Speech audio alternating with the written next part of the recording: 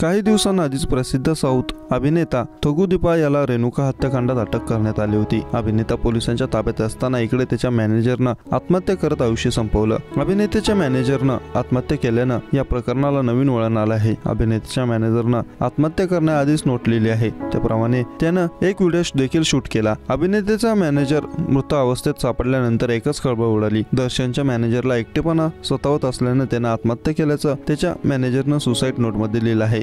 News times इंडियाच्या वृत्तानुसार अभिनेता दर्शनचा मॅनेजर बंगळुरू येथील त्याच्या फार्म हाऊसवर मृत अवस्थेत आढळला। त्याच्या मृतदेहाशेजारी एक सुसाईड नोट देखील आणि एक व्हिडिओ देखील सापडला। या दोन्ही गोष्टी पोलिसांनी जप्त केल्या आहेत। मॅनेजरचा मृतदेह पोलिसांनी पोस्टमॉर्टमसाठी पाठवला आहे। श्रीधर असं दर्शनच्या मॅनेजरचं नाव आहे। एकटेपणा जाणवू लागल्यानं त्यानं आत्महत्या केल्याचं नमूद केलं। पोलीस श्रीधरच्या मृत्यूच्या ठिकाणी पोहोचले असून ते आणखी खोलात तपास करत आहेत। एकीकडे अभिनेता दर्शन रेणुका हत्याकांडात पोलिसांच्या ताब्यात आहे। त्या प्रकरणाची चौकशी सुरू असताना दुसरीकडे त्याच्या मॅनेजरनं आत्महत्या केल्यानं या प्रकरणाला वेगळं वळण आलं। रेणुका स्वामी हत्याकांडात अभिनेता दर्शनला 12 जून रोजी अटक करण्यात आली। दर्शन बरोबर त्याची गर्लफ्रेंड पवित्र गौडा याला देखील ताब्यात घेण्यात आलं। मृत रेणुका पवित्र याला अश्लील मेसेज पाठवत होता। त्या रागानं त्यानं त्याचा खून केल्याची माहिती तपासात समोर आली आहे।